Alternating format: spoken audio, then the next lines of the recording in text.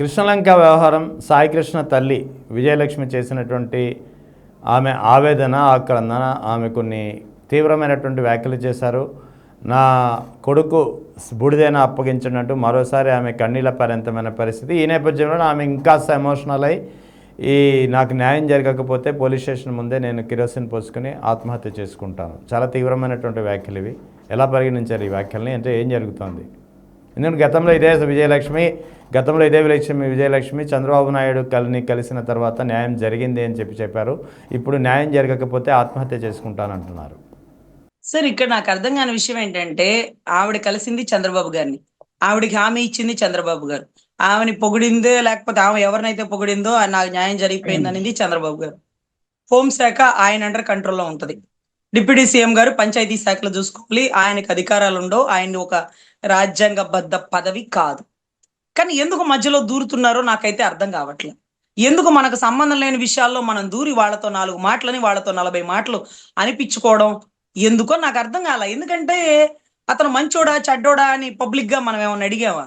ఎందుకు ఆయన నిండు స్టేజ్ లో ఒక మైనర్ బిడ్డని రేప్ చేసిన వాడిని ఇలా కాకపోతే ఎలా చేస్తారు, ఇలాంటి వాళ్ళకి బతికే అర్హత ఉందా అంటూ కడు స్టేట్మెంట్లు ఇవ్వడం అవసరమా మనకి? హోంశాఖ రియాక్ట్ అవ్వాల్సినటువంటి హోంశాఖ కూడా మీటింగ్ లోనే రియాక్ట్ అవ్వాలి. ఏది ప్రెస్ మీట్ లోనే, పబ్లిక్ స్టేజ్ల ముందు గతంలో ఉన్నటువంటి మర్డర్ కేసులు కానీ ఆ కోర్టులో నలుగుతున్నటువంటి కేసులు కానీ పబ్లిక్ స్టేజ్ల మీద మాట్లాడకూడదు. మాలాంటి వాళ్ళ మీద మైకులు పెట్టినప్పుడు మాట్లాడాలి యాజ్ అన్ అడ్వకేట్ గా, లేకపోతే సామాజికవేత్తగా, పబ్లిక్ గా ఎవరైనా మాట్లాడచ్చు. కానీ పబ్లిక్ స్టేజ్ లో మొన్న కూడా మర్డర్ చేశాడంట, ఆ మర్డర్ చేసినోడికి ఒక కులం అంట, చేయించినోడికి ఇంకో కులం అంట అంటూ సీఎం చంద్రబాబు గారు కూడా మాట్లాడారు. కానీ నేరగాడిని సమర్థిస్తారా, నేరగాడితో కూర్చొని మాట్లాడతారా అంటే నువ్వు మాట్లాడొద్దు. మరి ముఖ్యమంత్రి గారు ఎందుకు మాట్లాడారు? ముఖ్యమంత్రి గారు మరి కరెక్ట్ పర్సనా? అంటే నేరగాడిని సపోర్ట్ చేసిన వ్యక్తి కరెక్ట్ కాదని మీరు అంటారు కదా. అంటే ఇది ఎలా ఉందంటేనండి, మైనర్ కేసు లేదు అంటూ ఆ మైనర్ మేజర్ కి పెళ్ళయి ఒక బిడ్డ ఉన్నాక ఆ కేసులన్నీ లేవండి, తప్పుడు కేసులండి. అతను నా బావండి, అతను నేను చేసుకుందాం అనుకున్నానండి, మా నాన్న ఇలా కేసులు పెట్టించాడండి, అప్పుడే ఇమ్మీడియట్ గా హాస్పిటల్లో టెస్ట్ చేస్తే నాకు రేప్ జరగలేదనే వచ్చిందండి, అతను నన్ను ఎప్పుడు ఇబ్బంది పెట్టలేదండి అంటూ గాదె సాయికృష్ణ గురించి ఒక మైనర్ బాలిక మేజర్ అయ్యాక రికార్డెడ్ గా ఇచ్చినటువంటి ఎవిడెంట్. అయినా కూడా గౌరవ ఉప ముఖ్యమంత్రి వర్యులకి ఈ రికార్డెడ్ స్టేట్మెంట్ ఆయన దాకా పోలేదా? ఆయనతో ఎవరు చెప్పలేదా, చర్చించలేదా?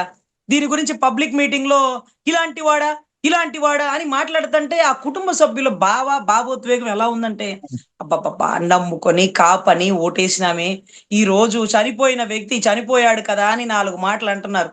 మీరు బతికుండి ఉన్నాడు, అతను చనిపోయి ఉన్నాడు, అతను నిరూపించుకోలేడు, అతను వచ్చి సమాధానం చెప్పలేడు, అతని వైపు ఎవరూ మాట్లాడలేని పరిస్థితి ఉంది. ఈ రోజు నోరు లేని ఒక చనిపోయిన వాడికి గురించి మీరు నిండు సభలో అలా మాట్లాడడం అవసరమా అంటూ పవన్ కళ్యాణ్ గారి గురించి చాలా కఠినమైన పదాలే వాడిందండి. కఠినం అంటే బూతులు కాదండి. కులం అనుకున్నాం కదయ్యా, చేశానుగా, బాగా చేశాడులే, నేను చెప్పుకోలేకపోతున్నాలేండి, కొన్ని మాట్లాడలేకపోతున్నా, కొన్ని మాట్లాడకూడదు, ఇలా మాట్లాడినా కానీ బిడ్డ బాధలో ఉన్నానని అనుకోండి అయ్యా, నేను ఎవరిని అనట్లేదు. కానీ కులం అనుకున్నాగా, బాగానే మాట్లాడతాడులే, మాట్లాడి ఇలాగే చెయ్యాలి, కులం అని నమ్ముకొని ఓటేసాంగా అని కులం అనే పదాన్ని భావోద్వేగంలో తల్లి తెచ్చిందండి. దానికి కారణం ఏంటంటే, మావోడు అని ముళ్ళపూడి నాగేశ్వరరావు గారు, నవరంగన్న వీళ్ళందరూ గతంలో చాలా పని చేశారు ఆ ప్రభుత్వ గెలుపుకి, జనసేన పార్టీకి. దీనికి పార్టీకి ఏం సంబంధం? చచ్చిపోయినోడు కులం ఉంటదా అంటే, చచ్చిపోయినోడు తాలూకా వాడు మన మనిషి. చచ్చిపోయినోడు నేరగాడా, నిరూపితం అయిందా లేదా కోర్టులో నిరూపించుకోవాలా. మీరు అన్నట్టు 20-30 కేసులుంటే పీడీ యాక్ట్ వేసి ఉండేవాళ్ళు, ఎప్పుడో జైల్లోనే ఉండేవాడు.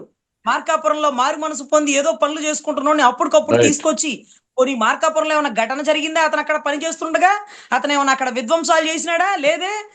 లేదే. పసిబిడ్డల మీద, పిచ్చుకల మీద బ్రహ్మాస్త్రాలు వాడుతూ ఈ రోజు ఆ తల్లి భావోద్వేగంలో అన్న మాట ఆమెని చాలా ప్రభావితం చేస్తున్నారటండి. ఆవిడని ఏమి మాట్లాడద్దంటూ ప్రతిబింబిస్తున్నారట. ఆవిడ నిన్న మొన్న ఒక ఆర్డీఓ గారి దగ్గర ఎక్కడో స్టేట్మెంట్ రికార్డ్ చేసినారండి.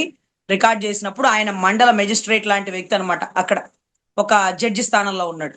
ఆయన దగ్గరికి ఈ తల్లితో పాటు కుటుంబ సభ్యులు వెళ్ళి ఆవిడకి ఏం జరిగింది, ఏమి చెప్పలేకపోతుంది, ఎవరు చెప్తే ఆవిడ చెప్పలేకపోతుంది, బహుశా ఈ విషయాలన్నీ గౌరవ జడ్జి గారికి కన్నీటి పర్యంతంతో చెప్పానమ్మా, ఆయన కూడా బాధపడిన సంఘటన నేను చూసినానమ్మా అని అంటూ ఆ కుటుంబ సభ్యులు ఎవరైతే ఉన్నారో వాళ్ళ అక్కగారు నాకు ఫోన్ చేసి చెప్పినారండి. అమ్మా, స్టేట్మెంట్ రికార్డ్ చేసినారు, మేము చెప్పినాము, అదంతా రాసుకున్నారమ్మా. ఆ తల్లి చాలా భావోద్వేగానికి గురైంది. బిడ్డ బూడిదన్నా ఇప్పించండి అంటే నేను చెప్తున్నాను కదా సార్, బిడ్డ బూడిదంటూ ఇస్తే ఆ బిడ్డ చనిపోయినట్టు ఒప్పుకున్నట్టు. ఆ బిడ్డ చనిపోయాడంటే ఆ చనిపోయిన వారు ఎవరో కనుక్కోవాల్సినటువంటి పరిస్థితి. సో మ్యాన్ మిస్సింగ్, కిడ్నాప్ కేసుల్లో ఎవ్వరికి ఉరిశిక్షలు గాని, జైలు శిక్షలు గాని ఉండవండి. ఒక్క మనిషి చనిపోయాడని నిరూపితమైతేనే ఎవరు చంపారో తెలుసుకోవాల్సిన అవసరం ఉంటుందండి. ఫర్ సపోజ్ ఆయేషా తల్లి కేసులో ఆయేషా చనిపోయిందని తెలిసినప్పటికీ ఎవరు చంపారో ఈ రోజు కూడా పట్టుకోని పరిస్థితిలో ఈ రాష్ట్ర పోలీస్ వ్యవస్థ, సిఐడి, సిబిఐలు పనిచేస్తున్నాయండి. మరి గాదె సాయి కృష్ణ విషయంలో తల్లికి బూడిదిస్తే ఆ బిడ్డ చనిపోయాడని ఒప్పుకున్నట్టే. సో జీవితకాలం ఆ తల్లి కోరిక తీరకుండానే పోతుంది. అందులో నా తల్లి చాలా అనారోగ్యం అయిపోతుంది. ఆ తల్లి ఆరోగ్యంగా ఉండాల, ఆ తల్లి గట్టి పోరాటం చెయ్యాలా. ఎందుకంటే ఆయేషా తల్లి పోరాటం చేస్తుంది, సుగాలి ప్రీతి తల్లి పోరాటం చేస్తుంది. నేరగాడు అంటే ప్రపంచంలో నేరాలు లేని వారు ఎంతటి వారో వేలు మీద లెక్క పెట్టే పరిస్థితి.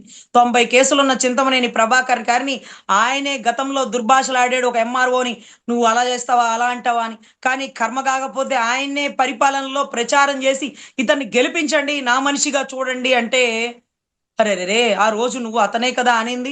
ఆవిడెవరండి? వనజాక్షి ఎంఆర్ఓని కింద పడేసి కొడతావా? ఆవిడ కన్నీటి పర్యంతం అవుతున్న వీడియో కూడా ఉంది కదండి. మరి ఈ రోజు ఆ వ్యక్తి ఎలా మహోన్నతుడయ్యాడు, మహాత్ముడైపోయాడు అంటే, రాజకీయంలో ఉంటే, డబ్బుంటే నేరాలు కనిపించవా? పేదోడికైతే నేరాలు నేరాలా?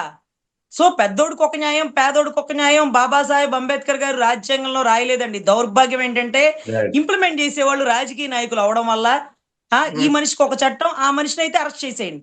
ఈ మనిషికి అయితే ఇంటికి వెళ్ళి 41 ఇవ్వండి.